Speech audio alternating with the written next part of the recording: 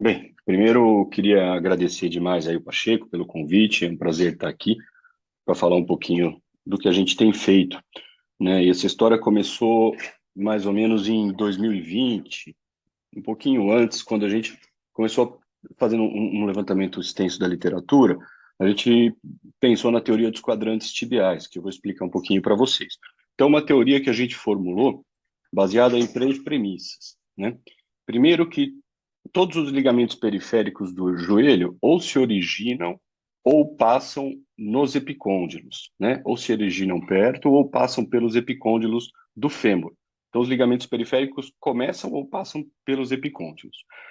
E a gente sabe que o eixo transepicondilar é o que mais se aproxima do centro de rotação principal do joelho, do centro de rotação entre o fêmur e a tíbia, tanto que a gente usa o eixo transepicondilar nas nossas reconstruções, nas nossas próteses, né? E, além disso, além dos ligamentos se originarem nos epicôndilos e o eixo transepicondilar ser o centro de rotação do joelho, esses ligamentos se dirigem à tíbia orientados em tenda, né? Então, eles se dirigem para a parte anterior da tíbia, se dirigem para a parte posterior da tíbia. Então, a teoria dos quadrantes tibiais, baseada nessas três premissas, ela discorre sobre a estabilidade promovida pela periferia do joelho. Então, a gente vai falar só de periferia. Aqui, que a gente publicou ano passado, é o esquema da teoria, né? Os senhores podem ver, então, aqui a tíbia vista de cima, dividida em quatro quadrantes. Como funciona? O eixo transepicondilar, a gente está vendo em vermelho, aqui, dividindo em anterior e posterior. E aí a gente vê que lateral, o eixo transepicondilar ele é mais largo, porque o rollback lateral ele é maior, medial ele é mais estreito. Toda fibra ligamentar que se encontrar na porção lateral, dentro do eixo transepicondilar, ela vai restringir única e exclusivamente o varo, que no caso é o colateral lateral. Toda fibra que se encontrar lateralmente e posterior ao eixo transepicondilar, ela vai restringir o varo e a rotação externa. E as fibras ligamentares que se encontrarem laterais e anteriores ao eixo vão restringir o varo e a rotação interna. Quando a gente passa para a medial, toda fibra que se encontra dentro do eixo transepicondilar na porção medial vai restringir única e exclusivamente o valgo, que é o colateral medial, um pedaço, né, do colateral medial superficial e um pedaço do colateral medial profundo. Quem tiver posterior a isso vai restringir o valgo e a rotação interna.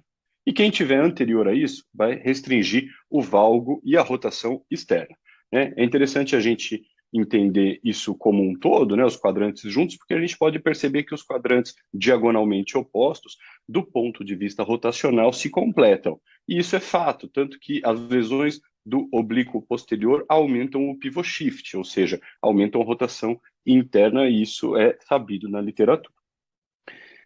Mas pensando que aqui na frente a gente teria um espaço meio vazio, que a gente começou a dissecar em 2020 e descreveu o ligamento oblíquo anterior que eu vou mostrar aos senhores agora. Então aqui são as primeiras peças de dissecção, é aquela história que eu contei no comecinho, antes da aula do Cury.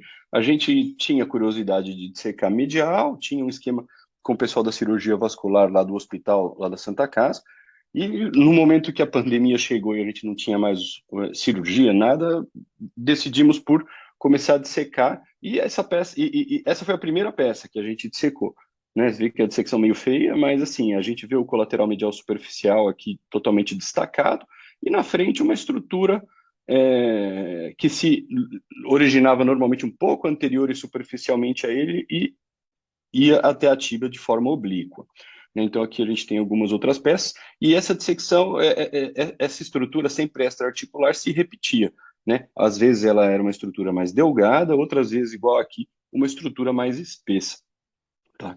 E isso gerou as duas primeiras publicações nossas aí, exatamente descrevendo a dissecção e descrevendo aí um ligamento que a gente chamou de ligamento oblíquo anterior.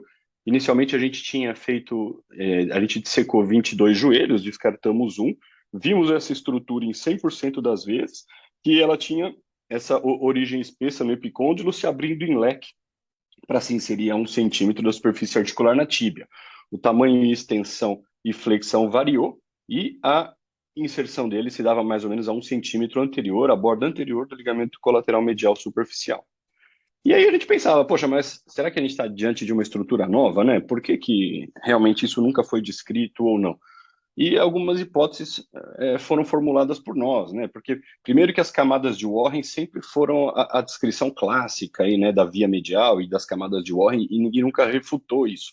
Lógico que não está errado, mas a dissecção medial ela é muito difícil. Ela não é uma dissecção simples, né? A gente deu sorte, a primeira peça que a gente dissecou era um paciente bem magrinho, e foi super fácil, assim, as estruturas foram aparecendo. Mas você dissecar medial, é tudo muito aderido, tem muita gordura, é mais complexo aí no ponto de vista de técnica cirúrgica de dissecção do que o lateral, e isso eu falo depois de dissecar já 35 joelhos.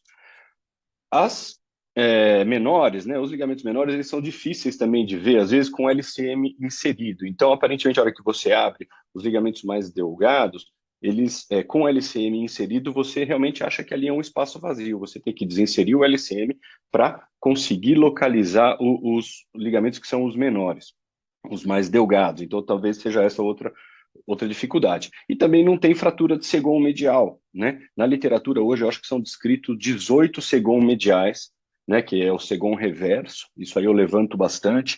A gente aqui no Brasil conseguiu achar um segon reverso que é do banco lá do HC, o Paulo Elito conseguiu encontrar um segon reverso, que a gente está numa busca aí para encontrar segons reversos, e eles eram sempre descritos, os segons reversos clássicos, assim, né, dos 18 que tem na literatura, eles eram descritos associados à lesão do LCP, né? Então, assim, o segon reverso nunca chamou atenção, diferente do segon medial, o segon clássico, né? Então talvez seja uma outra causa aí para esse ligamento nunca ter sido pesquisado ou estudado.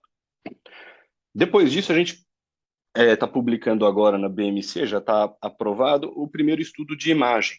Então, a gente dissecou algumas peças, o primeiro estudo de imagem. Esse é o primeiro estudo com a participação do pessoal do HC, o Camilo está participando junto da gente. E o que a gente fazia? O pessoal da radiologia foi com a gente até as dissecções e a gente mostrava o ligamento. Aqui a gente consegue ver uma peça bonita dele dissecada. A partir daí, a gente prendia um tubo de teflon bem na topografia do que a gente julgava ser o ligamento, e essas peças voltavam para a ressonância, e aí mostravam para a gente aonde que seria a posição aí do tubo de teflon, ou seja, onde eles deveriam ter que estudar. Isso foi um estudo piloto que deu origem à sequência desse estudo, né? Então, os senhores podem ver aqui bem delgado, né? A estrutura bem delgada, o tubo de teflon amarrado, a gente fechava essa peça, a peça voltava para a ressonância e mostrava para a gente aonde a gente deveria pesquisar na imagem. E aqui os senhores podem ver algumas imagens bonitas, né? Aqui o colateral medial superficial, aqui na borda medial, tem o espaço entre eles e esse espessamento extracapsular, muitas vezes acompanhado dessa pequena artéria, desse pequeno vasinho, né? Essa direita é uma imagem que eu julgo das mais bonitas, a gente consegue ver o colateral medial superficial, colateral medial profundo, após esse espaço aqui, esse espessamento extracapsular aí na topografia que a gente havia estudado quando fizemos a sutura do tubinho de teflon. Então, aqui a gente estudou 97. Esse estudo, finalmente, né, foi uma análise retrospectiva de 97 ressonâncias aí lá da instituição, feita por 2 radiologistas experientes, que em quase metade das ocasiões conseguiram identificar o ligamento, né, com um capa de concordância bem elevado entre os dois. Sempre que eles identificaram, foi possível que se visse o ligamento, essa estrutura ligamentar no corte axial, né, e assim, dessa forma. Então, o ligamento colateral medial, um espaço entre eles e a estrutura, que aqui no esqueminha os senhores podem ver, né? E nessa flecha vermelha, essa pequena artéria que muitas vezes passa junto aí dessa estrutura anterior. No corte coronal, pouco se conseguiu ver, né? Eles até mostram para a gente nos cortes coronais o ligamento, mas confesso que eu tenho minhas dúvidas, né? Que o corte axial, quando a gente vê esse espessamento extracapsular anterior, me convence mais. E aqui é um esqueminha desse mesmo trabalho aí da BMC, que, em fase final de publicação, para os radiologistas, aí um esquema como o radiologista pode identificar o ligamento. A partir daí, a gente manteve as dissecções, né? Então, no primeiro estudo publicado, a gente publicou 21 dissecções, hoje a gente tem 35, E esse é um trabalho que está em fase final de revisão no JSM, que a gente descreve a cruz medial, na região anteromedial, como uma estrutura ligamentar maior, aí da qual faz parte o ligamento oblíquo anterior. Né? Então, esse estudo, em fase final de publicação, é um estudo anatômico, né, com a descrição qualitativa e quantitativa das estruturas mediais, que discorre sobre a anatomia e a histologia do ligamento oblíquo anterior e sua relação com a cruz medial. O que é cruz medial? Eu vou falar um pouquinho aos senhores aqui. Então, entre abril de 20 e novembro de 22, a gente dissecou um total de 35 peças, né? Todas elas decorrentes de causas vasculares, eram amputações transfemorais aí que nos eram separadas pelo grupo de cirurgia vascular, 13 do gênero feminino, 22 do gênero masculino, aqui as medidas antropométricas aí que não vêm ao caso dessa aula.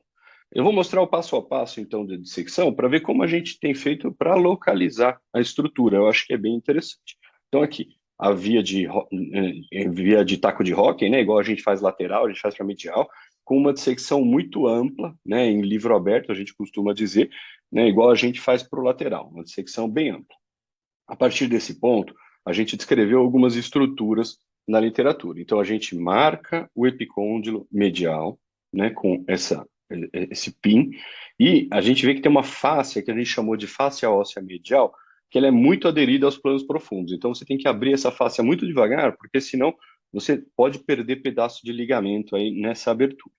A partir do momento que a fáscia está toda aberta, aqui os senhores podem ver que a gente marcou a cruz medial. O que é isso? Epicôndilo medial, porção distal do colateral medial superficial, que ela normalmente não, que ela sempre vem, né, distal à inserção da pata de ganso, que os senhores podem ver aqui.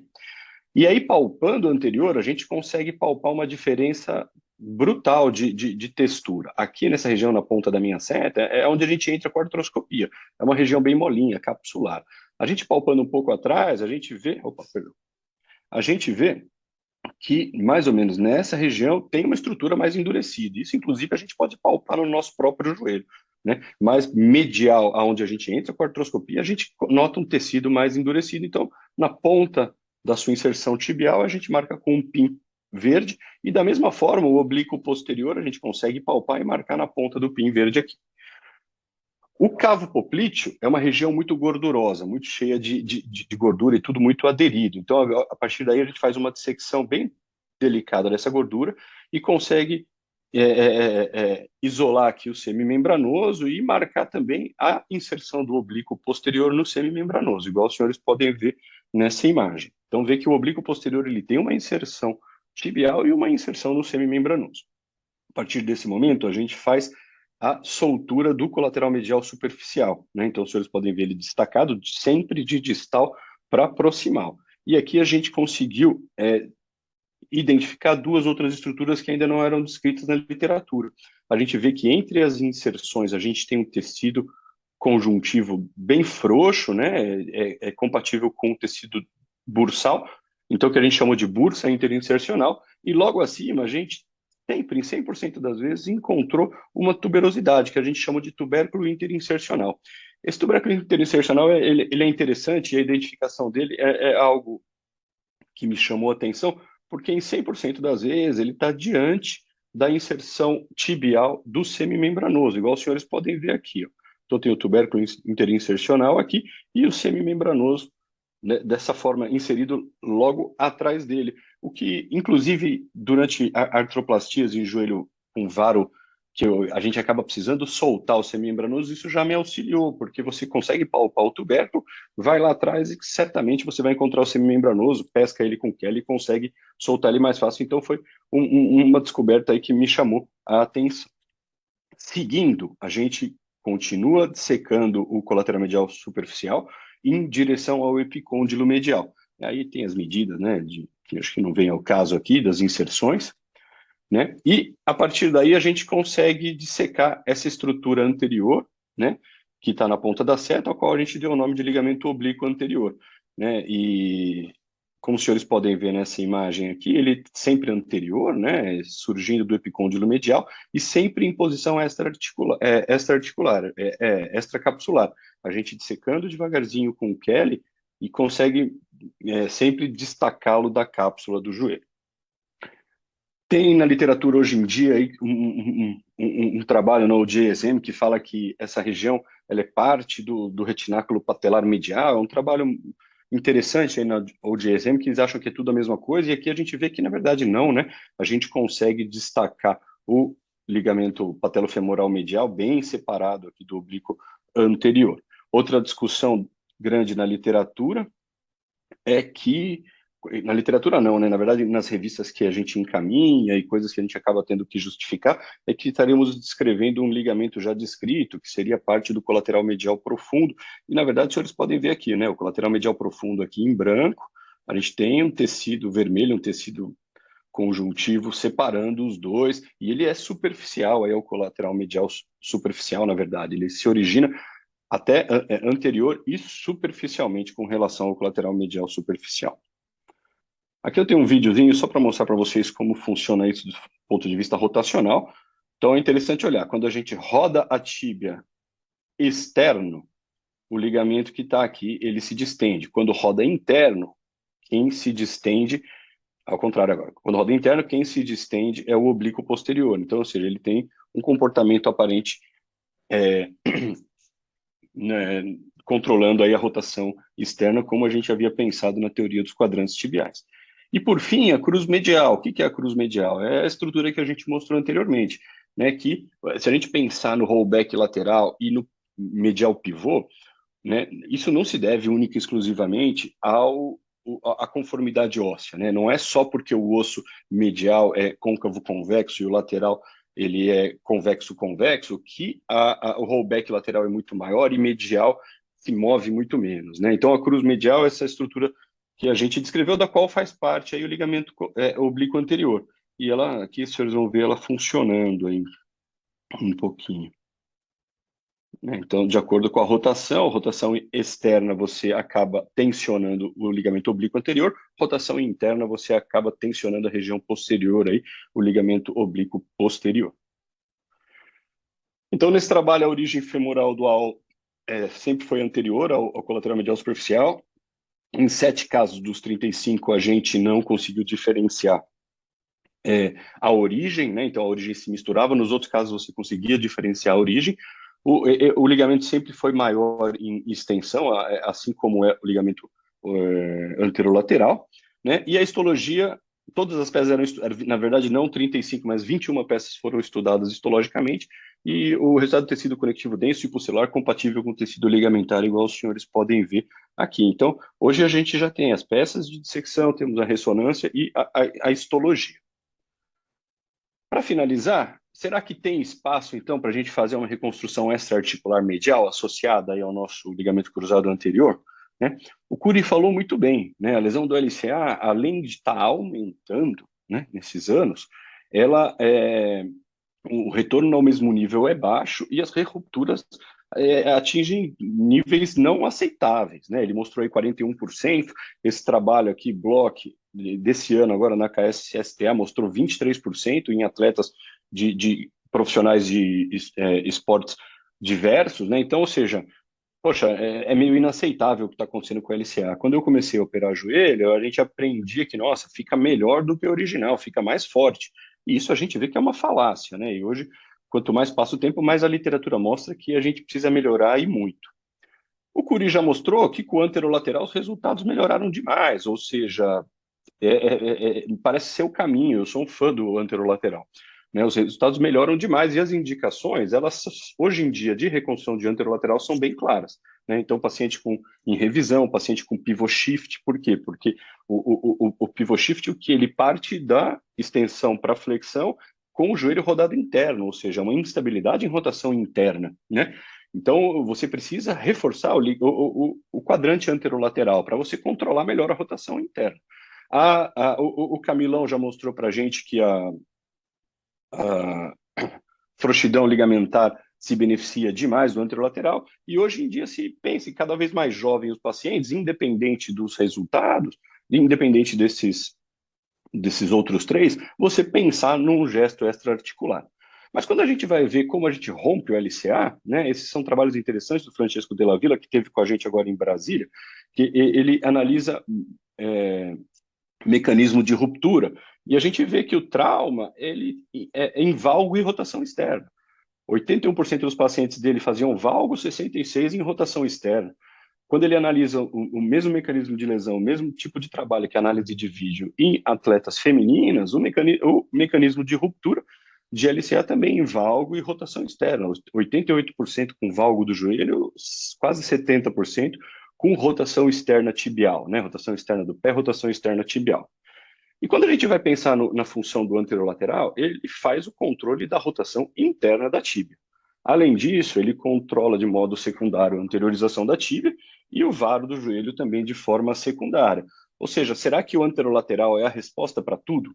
E eu não estou aqui falando contra o anterolateral, muito pelo contrário, eu sou um fã da reconstrução anterolateral, eu acho que é sensacional, mas será que tudo vai ser anterolateral para a gente, em reforço extra-articular? Talvez não, porque quando a gente pensa em grande parte das lesões do LCA, como elas ocorrem em valgo e rotação externa, a gente tem que pensar no quadrante anteromedial, né? Ou seja, talvez o ligamento oblíquo anterior se faça aí importante também tê-lo no arsenal. Muito se precisa estudar ainda, mas eu acho que a gente ainda vai evoluir com tipos de gestos extraarticulares que a gente ainda não faz hoje. E aí, quando a gente volta na literatura, cada vez mais se estuda o compartimento medial e cada vez mais se sabe que a instabilidade residual medial é um fator de novas rupturas do ligamento, de novas rupturas do ligamento, né? Então, a AMRI, que é aquela instabilidade anteromedial residual, que foi descrita por Slocum em 1968, e muitas vezes a gente deixou isso passar batido. Quantas vezes a gente falou do Slocum nos últimos 20 anos? Muito pouco, mas ele descreve essa instabilidade residual anteromedial como algo que talvez coloque a sua reconstrução ligamentar em risco, né? E quantas vezes a gente não pega aquele ligamento cruzado anterior que você examina e ele tem um bocejo medial muito discreto, você fala, nossa, tem uma leve abertura medial aqui, mas isso passa batido, porque você não vai fazer uma reconstrução de todo o compartimento medial com aquele leve bocejo, e acaba passando batido, né? E isso a gente sabe que é um fator preditivo positivo para novas lesões.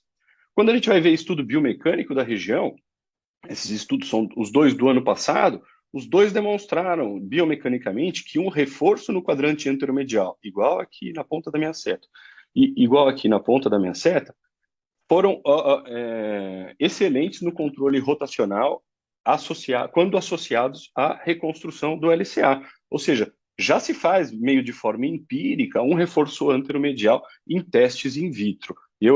A gente já está desenvolvendo o nosso teste junto com a faculdade de Mauá, né, de engenharia, faculdade de engenharia mecânica da Mauá, mas eu ainda não tenho pessoalmente resultados em estudos biomecânicos próprios, mas já existem publicações recentes mostrando que um reforço anteromedial se faz algo eficiente. Então, o que a gente tem feito quanto a isso, né? E o que eu tenho um pouco em mente? Para quem que a gente vai indicar um reforço extraarticular associado ao LCA? Quanto mais passa o tempo, mais ampliam-se as indicações. E eu acho que num futuro breve, a gente vai estar fazendo aí para 80%, 90% dos nossos pacientes com lesão de LCA algum gesto extraarticular para proteção da nossa reconstrução. Quando o paciente tem um pivot shift explosivo, hiperfrouxidão articular, igual o Camilão já mostrou, e revisões de LCA com pivô, eu não tenho a menor dúvida, a LCA com anterolateral tem que ser feito, tem que melhorar essa instabilidade em rotação interna. Agora, em pacientes sem pivô, né, com história de trauma em valgo e rotação externa, com uma instabilidade medial discreta, ou aqueles pacientes em revisão com instabilidade medial discreta, lembrando, sem pivô, eu acho que pode ser indicado um reforço, um gesto extraarticular medial. Então, a lesão do cruzado anterior associada a um gesto extraarticular medial associado à reconstrução do ligamento oblíquo anterior. Isso a gente acabou de publicar no mês passado, né? A técnica que a gente já vem usando para reconstruir, a gente já está completando 2 anos dos primeiros 10, 12 casos, já tem 2 anos de segmento, desde o começo a gente já começou a fazer, imaginando que, poxa, a gente não tem um estudo biomecânico ainda, mas é algo que nós não estamos causando algum mal. A gente faz essa reconstrução em extensão, né, aos moldes do anterolateral, e os pacientes vêm vindo bem. Eu não tenho números para mostrar ainda, porque a gente está chegando nos 2 primeiros anos agora. Mas a gente publicou essa técnica no qual a gente faz a reconstrução com a metade anterior do fibular associada aí aos hamstrings, aos flexores.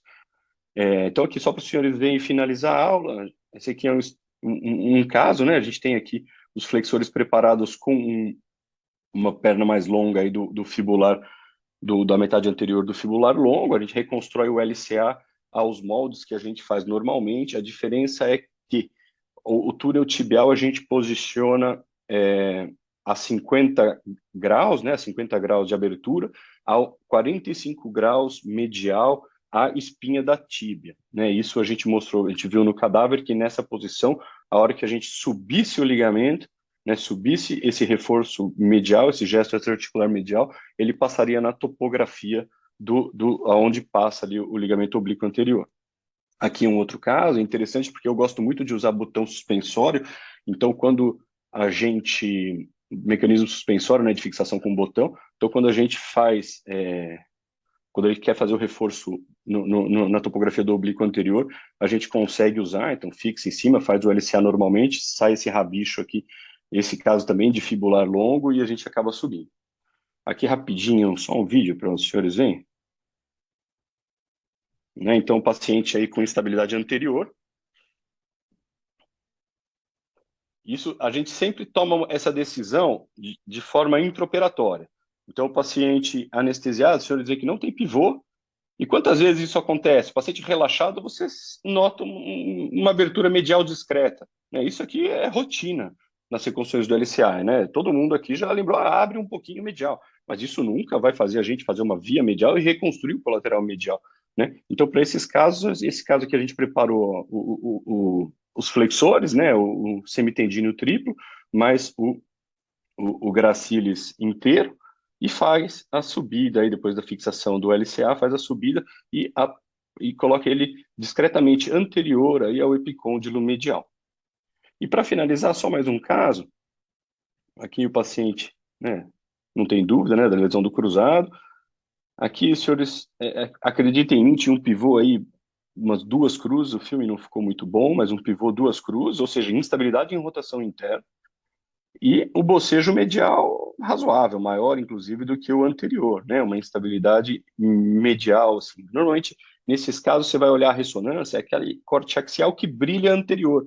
E o radiologista dá discreta lesão anterior do colateral medial, né? Para esse caso interessante, a gente já tem 2 assim, estamos preparando a publicação na Arthroscopy Techniques de um reforço bilateral, né? Então, os senhores veem aqui o LCA de 9 centímetros, a gente prepara, esses casos sempre junto com o fibular longo, né? E uma perninha para cima, uma perninha para baixo, né? A perninha para cima a gente sobe o colateral medial superficial, e esse para baixo faz a técnica que o Cury já mostrou ali, do duplo túnel na tíbia, para evitar mais material de fixação. A gente acaba só amarrando na topografia proximal aí do ligamento anterolateral.